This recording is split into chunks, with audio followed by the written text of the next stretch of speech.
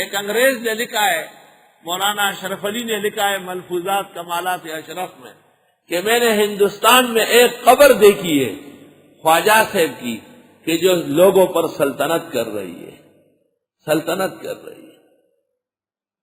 معین الدین چشتی رحمت اللہ علیہ کی قبر پر موحدین جمع رہتے تھے۔ مولانا معین الدین اجمیری کا مدرسہ تھا، جامع عثمانیہ دارالعلوم دیوبند کے متوازی مدرسہ تھا، اہل حق کا مدرسہ تھا، اور پختہ عالم مولانا معین الدین اجمیری، بہترین محقق صاحب کتاب۔ اور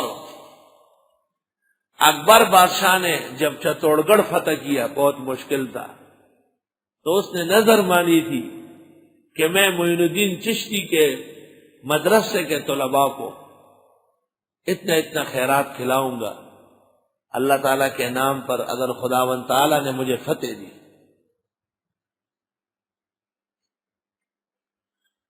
جب چتوڑ گڑھ فتح ہوا اور اکبر بادشاہ نظر پورا کرنے کے لیے روانہ ہو گئے خواجہ سے متعلق مدرسے میں، اور جب قریب آدمی چلا جائے تو زیارت بھی سنت ہے۔ جس وقت اکبر بادشاہ جو ناک پر مکھی نہیں بیٹھنے دیتا وہاں قریب پہنچا تو دربار سے ایک خلیفہ آیا اور اس نے کہا خواجہ صاحب کا حکم ہے کہ آپ اندر نہیں آئیں گے، نہیں آ سکتے آپ۔ ایسے ملنگ آباد ہو گئے۔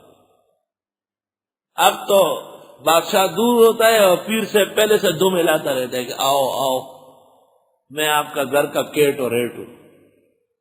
اور ملنگ آیا، اس نے اکبر بادشاہ کو کہا نہیں آ سکتے آپ اندر، اجازت نہیں ہے۔ اکبر بادشاہ واپس چلا گیا، دوبارہ روانہ ہو گیا تو حکم ہوا کہ سر سے پگڑی اتارو، تاج نیچے رکھو اور جوتے اتارو اور ننگے سر اور ننگے پاؤں آؤ۔ جب اکبر بادشاہ قریب پہنچا تو ایک شیخ نے دربار کی چھت پہ چڑھ کر شعر پڑھا، کتنی رفیع ہے میرے خواجہ کی بارگاہ، اور آتے ہیں سر جھکا کر شاہان کچھ بلا۔ کتنی رفیع ہے میرے خواجہ کی بارگاہ، آتے ہیں سر جھکا کر شاہان کچھ بلا۔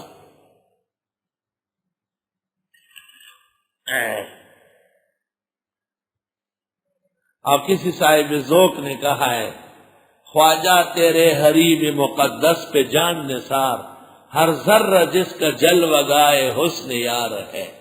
اس کو سمجھنے کے لیے بھی عقل چاہیے، یہ توحید کے اشارے۔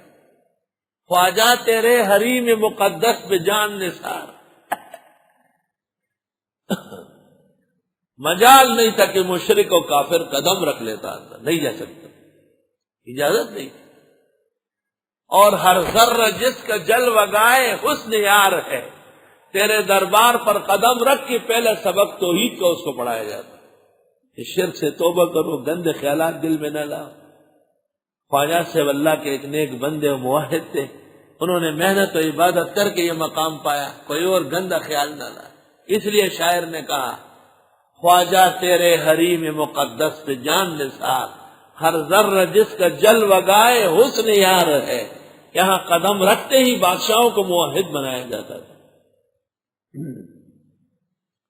تو اکبر بادشاہ نے ایک دیگ بنایا، دیگ تانبے اور پیتل کا، اور اس میں دیگر مسالے جات اور پانی اور گھی کے علاوہ صرف 1000 من چاول ایک ٹائم کے پکتے تھے۔ اس میں 4 زینے لگے ہوتے تھے، کبھی کبھی زینے پر جو آدمی کھڑا ہوتا تھا نکالتا وہ بھی نیچے چلا جاتا اور وہ بھی پک جاتا اور تقسیم ہو جاتا، پتہ ہی نہیں چلتا۔ اور سمجھو ہم بزرگوں کے حالات جو جانتے ہیں ان کے باپ دادے بھی نہیں جانتے، ہمیں ایک ایک دن کا پتہ ہے اللہ کی طرف، اور ہمارا ایمان کے درجے میں یقین ہے کہ یہ اکابر اور اولیاء ہند اعلیٰ درجے کے موحدین، اعلیٰ درجے، ان کی توحید بیان کر لوں، ہماری توحید آپ کو کمزور نظر آ جائے گی، وہ ایسے غیرتی تھے۔ حقیقت یہ ہے کہ ان کی توحید بھی بہت مشکل ہے. صرف قبروں اور درگاہوں پر مر مٹنا یہ کمال نہیں ہے، ان کے اغراض اور محاسن سمجھو. اللہ تعالی نے بعد الوفات یعنی نیند کی حالت میں بھی اصحاب کہف کی جاہ و جلال برقرار رکھی.